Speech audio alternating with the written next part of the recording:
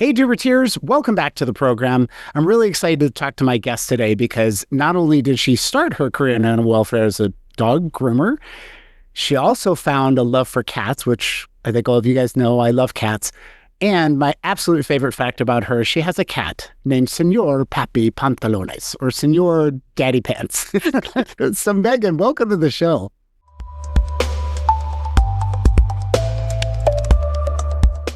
Yeah, thanks for having me. I'm excited. Yeah, please tell us about you. Yeah. My name is Megan Winters. I work at an organization called Harbor Humane Society. It's in West Michigan. I have been there a little bit over 10 years. I'm currently in the role of the Director of Shelter Operations. We are an open intake facility in regards to we're contracted with our county to take in all of the stray animals, but then we are managed as admission when it comes to taking in like owner surrender animals and transfers, whether that's in-state or out-of-state. Nice. Now, give us a little bit of context on the size of the city, the size of the organization, how many intakes, things like that. Yeah, so we kind of range anywhere over the last decade between like 2,500 to like 4,500 annually, with adoptions obviously being a majority of that number. That's definitely evolved over the years, especially as we've really started to embrace. It's our version of TNR, or trap, neuter, return. It's called RTF, or return to field. So we don't have the resources to necessarily go out and trap the cats and like target communities. I hope one day we will be able to.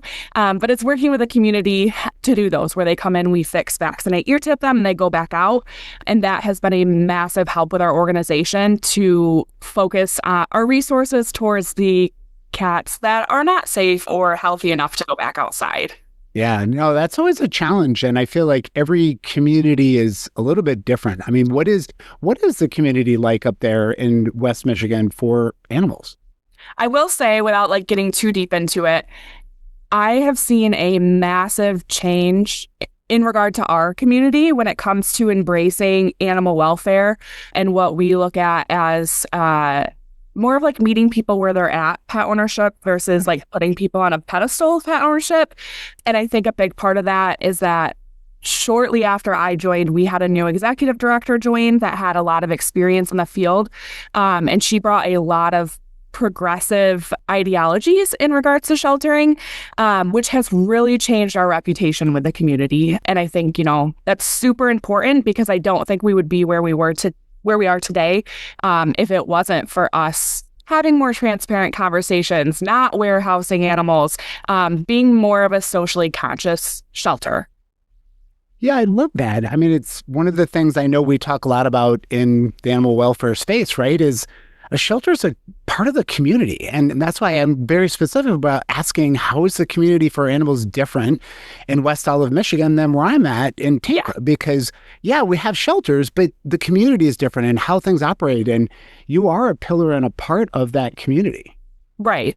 And I think it's hard. It still feels very segmented over here, because I do feel like there's a little bit of a divide between maybe people that are stuck in like more old school type of practicing, where like you have to be willing to give over your firstborn child to be able to adopt a pet, right. Versus us that are like, the human animal bond is so important, and that should be accessible for everyone. Like, we shouldn't be the judger or the judgment of who gets to have that. And sometimes that means people are not coming from a place where they knew it was best practice to spay and neuter or to vaccinate your pet or how to socialize. But like, that's what we're supposed to be here for, is a resource so that we can support people where they're at. Yeah, that's so important. I always say, find a reason to say yes. Maybe the animal they're interested in isn't the best one for their lifestyle, the needs of the animal are, but there's plenty of other animals that would be a perfect match, and they're better off being in that family home. Yes. And if anything, like, if it doesn't work out, we are very clear with our adopters, like, it's not a bad thing. Right. If it doesn't work, like, we will have more information in order to know what a better suited home is for that pet, and then what more you're looking for. Because a lot of our animals we adopt out are strays, so we don't know what we don't know. We're figuring out in the journey along with our adopters. And while it's easier said than done to return a pet, like, we don't want there to be shame around that with people. Like, let's work with you closer to find more what you're looking for. As you know, the animals' personalities in the shelter versus in a foster home or forever home, they change, right? They Yeah. open up, they get relaxed. I mean, it sometimes takes a few weeks or even a few months for them to get comfortable in that new environment. And that's when they really start to shine. Yes. And some people don't have the patience or the understanding for that. And so, it's finding an animal that we know is going to be a little bit more adaptable, that they're going to not have that damaged bond right from the beginning out of frustration. Like we want people to have patience, and like that is our ultimate goal. But we know not everybody has the skills to do that always. Yeah, no, and I like that. I like the fact that you guys are supporting and trying to help and educate instead of judging. Yeah. So, what about for you? When did your passion really ignite? I know you said you were a dog groomer, but take us back in time to the story about how you got involved with the shelter and decided to make this your career. Yeah. So I think similar to a lot of people in this field, growing up, I loved animals. But And not cats, right? Or not dogs. because I wasn't allowed to. I wasn't Okay, allowed to. okay, that's Um, fair. I think it's kind of funny. I tease my parents because we were only allowed to have one dog ever. Like we could not have any other pets. We could not have more than one dog at once. And I'm like, you guys doing that made me now like a crazy animal person where I'm like, I can't get enough, which is why I made a whole career out of it. Like I would try to bring home stray dogs and I would hide them from my parents, like when Oh, they got home from work, trying not to get in trouble. And I remember for my 16th birthday, we went to the flea market because I grew up in a very small town. So that was like a fun thing to do. And there were rabbits for sale there. And I told my mom, I was like, I will give up all of my birthday plans if you will let me get a rabbit. Like I just want another pet. She wouldn't let me, which I get now. But then as a result, when I, graduated from high school and I was like, what am I doing with my life? I knew that I would thrive in a career for animals, but I think I just wasn't fully aware of all of those opportunities, I guess. Because for me, working with animals meant you were a veterinarian. And while I love science, it's not my strong suit. Like I can understand basic concept, but not like as much as you need to be a doctor. And so then I did like a semester of college with a plan to be a history major based on I liked history, but no like real anything from that. And then someone I knew went to dog grooming school and was sharing about it on social media. And I was like, oh, that seems like a reasonable outlet for me to kind of meet that need to work with animals without it having to be science focused.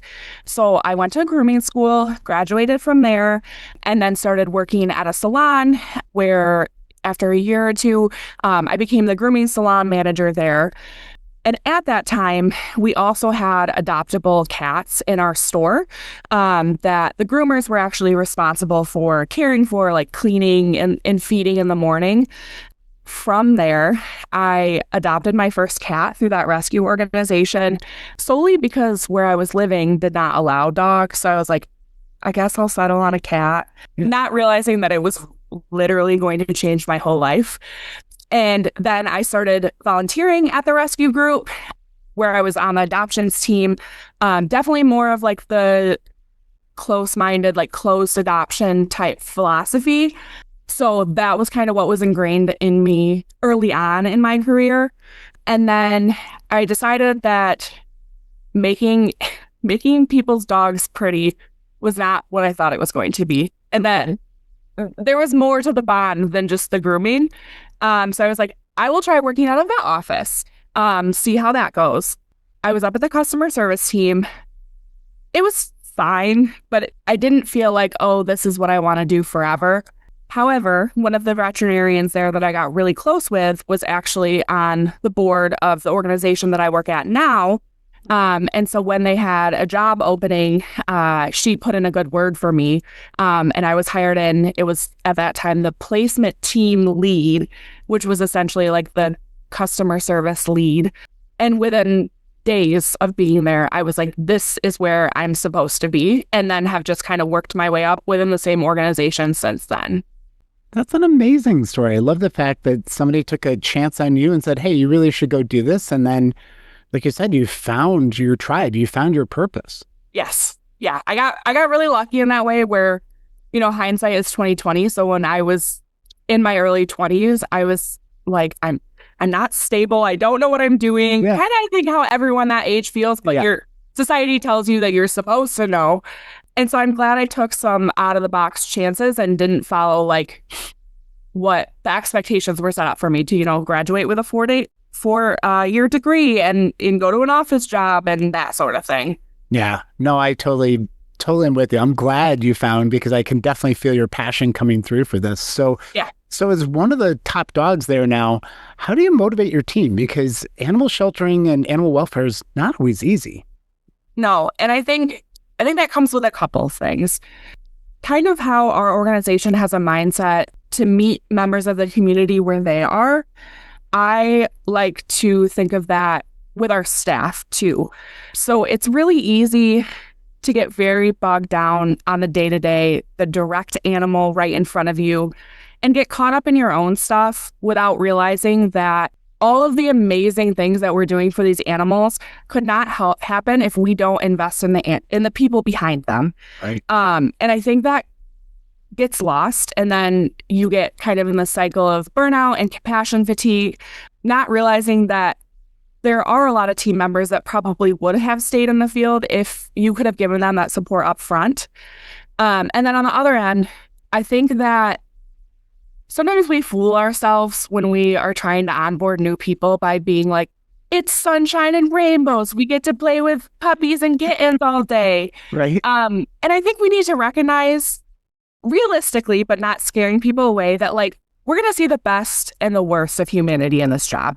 And the importance of that is finding the coping skills and setting our team up with the coping skills and the resources to be able to remember that our goal is to focus on the best of humanity, to not let the rare times that it's the worst of humanity, you know, kind of take over our mindset. And then from there, make policies, make rules, things that ultimately hurt the animals. But sometimes that's really hard to keep sight of when, you know, you have like multiple cruelty cases or multiple law enforcement cases. And I think our organization and our leadership overall has done a really great job of keeping that at the forefront and prioritizing the people so that we can prioritize the animals. That's really smart, because like you said, you are going to see, unfortunately, the worst things that happen. And it, as a human, it just makes you angry and you want to restrict and all those things that you said. But being able to stop, take a breath, back out, zoom out, right? The forest through the trees, and say, look at all the positive impacts that we're having. And yes, this one instance really just infuriates us, but let it drive us to do the right thing, right? To find, because sometimes, like you said, there's almost punitive policies that organizations will put in place to try their best to prevent this from happening. Yeah. Don't make the exception the rule. And that's something that I'm very intentional about when we're talking about policy changes, is like, are we reacting because we're traumatized by this one situation, or does this actually make sense as a policy moving forward, or what's the middle ground there? And I think that that's really important for setting an example for staff too, because I think it's very, unfortunately, common in our industry for people to often say, I work with animals because I hate people. And like they wear that as like a badge of honor. Right. And it's not supposed to be that. Like, we couldn't do this if it wasn't for the people. And so it's setting up systems for our staff, for the community, so that they can thrive in that space and understand that like there's not going to be shame. If you come to us and you say, hey, my pet needs this, I don't know, amputation or needs this medical care, and they're in really bad shape, but like, I just need help. We should be accepting of that. And we should be like, thank you for trusting us and helping you with this. And that goes with staff too. When they are able to open up with you. And I mean, I think of euthanasia specifically, like that can be a really hard thing. It's a concern if it becomes normal for you. But I think for some of us that have been in the career or in the industry for a long time, we do get a little bit, at least outwardly, desensitized to it.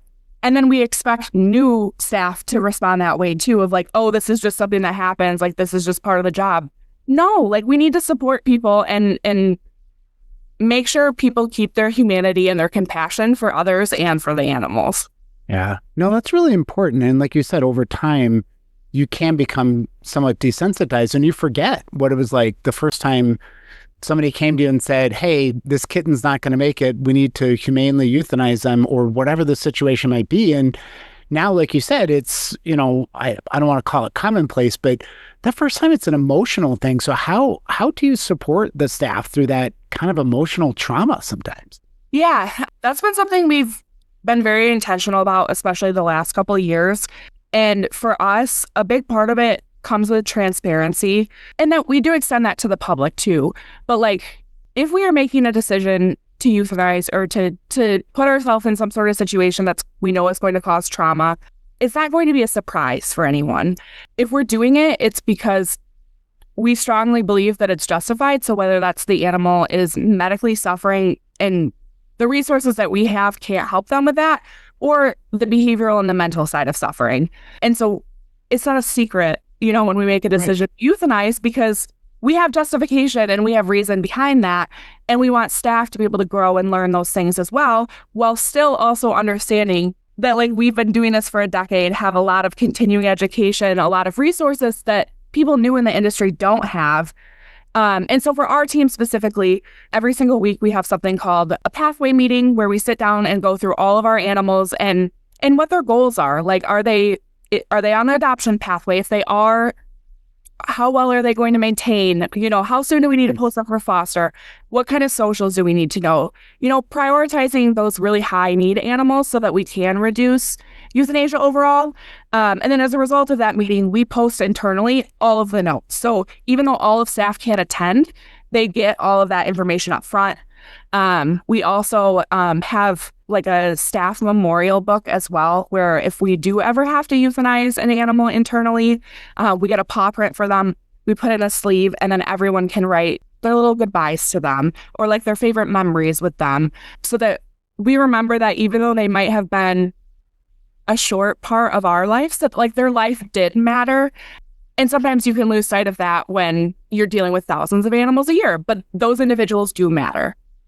I really love that. That's such a simple gesture, but it's so touching, right? And it sets the tone within your team that, these are sentient beings and we do care for them. And unfortunately, we can't save them all. Right. It's just a reality of the situation, but you're treating them with respect. You're giving them the dignity and you're recognizing that, like you said, they're part of your journey for a short period of time. Yeah, 100%. Now, one of the things I really loved about you guys is even though you're small, I feel like you're fierce and mighty. You have all these community programs. You got pet food assistance. Talk about some of those programs and how they evolved. Yeah, I will say that is our community support programs, our community resources. Those are the areas that I am the most proud of over my time there. Because if you would have told me 10 years ago, we would be doing all of these things, I would say there is no way, like we can't even keep up with our own internal animals' needs.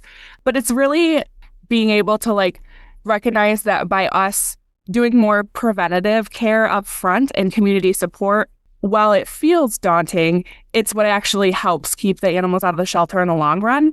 And so for us right now, what we currently have is we have a monthly low-income vaccine clinic. We don't believe in checking income status. If you are with us, we assume that's because you need it. We don't need to be the judge of that. We also do low-cost spay and neuter surgeries for the public. We have a monthly pet food pantry, and then we also partner with a couple of local organizations that work with like unsheltered people to have ongoing access to pet food resources there.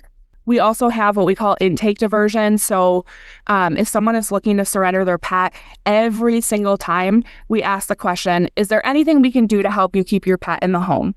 And if that is something within reason for us, whether that's offering medical resources, behavior resources, just talking through with someone what their frustrations are and helping to repair that bond with their pet, we will do it, because we don't want your animal. And the same goes with like, I know sometimes organizations can charge like an exorbitant amount of fees to get your animal out of the pound, things like that. Like, while we do charge fees, that's never going to stop us from you getting your animal back. And a lot of times we'll like bargain with people of, hey, we'll waive all of the fees if you let us spay or neuter your pet. And people love that because they're like, we don't have to pay anything. Great. And that just sets the community up for success. Yeah, I love that. Like you're recognizing what the barriers are and you're breaking the barriers down. And then that person, as you said, is happy. They have their pet back. They've got that bond, and now they've got a positive impact of this community organization that's helping them. And so that's going to spread wildfire through the community to say, listen, they're not there to judge you. They're not there to take your pet away. They're trying to help you. Yeah, 100%. And I think that's something that our large leadership team has really embraced. We're always on the same page with that, and we always go back to meeting people where they are. And understanding that a lot of times, because we're in the industry, we come from a place of privilege when it comes to pet ownership. You know, we have access to a lot of resources that the average person does not have. That should not prevent people from being able to have, a lot of times, a life-saving bond with their pet. Yep. No, I love that. And I wholeheartedly agree with that. So, Megan, as we start to wrap up the show, I always like to end with a lightning round where we get to ask you lots of questions and learn a little bit more about you. So you ready? Yeah. All right. So puppy breath or kitten purrs? You got to pick one. Oh, kitten purrs. Puppy breath, because I know where it came from or why it happens. Can't. You know too much about it now. I love that. So we're going with the kitten purrs. Yes. That's great. Are you an early bird or a late night owl? That's a hard one for me. I try to fool myself that I'm an early bird. So I force myself into that, even though I think that I'd probably be more of a night owl if I didn't feel like I would miss out on so much in my job with that. No harm there. So what do you like to do after a hard day at the shelter to decompress? Yeah. So my partner, my husband, is a very massive support system for me. He has worked through a lot of like compassion fatigue and burnout cycles with me to a point that we can be like very stable. So a lot of that is, as cheesy as it sounds, like doing activities with him. No matter what, every night, even when it's blizzarding out and terrible, we try to go for even a short walk around our neighborhood. And then on top of that, we also both really enjoy like playing board games and crafting. I love to craft. I'm not good at it, but I love it. I have endless amount of crafting hobbies. So those kinds of things help me to be able to separate a little bit because I also love fostering and I love taking care of my animals. But then if I kind of mush that all in together, or that's how I decompress, that's not true decompression from my day to day. Nice. So if Senor Pepe Pantalones was writing a Yelp review about you as a pet parent, yes, how many stars do you think you'd get?